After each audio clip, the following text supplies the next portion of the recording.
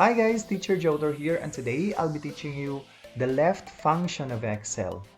This is a function which we can use especially if we are going to take the middle initial or to extract the middle initial of each middle name given in our master list, especially if we are teachers or if we are working in a company wherein we are dealing with a lot of people.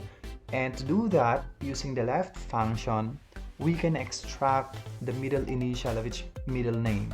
And to begin with, we're going to choose the cell where we're going to place the middle initial, and that's here in our example, we are going to put it at B3.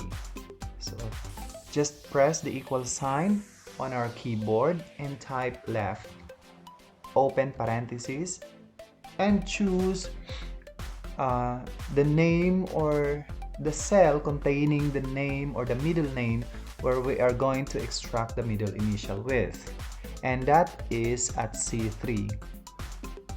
So we have now our text, and then since we are only going to take or to extract the initial, and that's only one character, so we put a comma and we have to specify the number of characters that should be left, and that is only a single character, so we're going to type 1. And of course, to finish to complete the function, all we have to do is to close the parentheses and press enter. There you have it. Now, to copy the formula, all we have to do is to place our cursor on the lower right portion of the cell. As you can see, there's a solid square there. Put like this and drag and drop. There.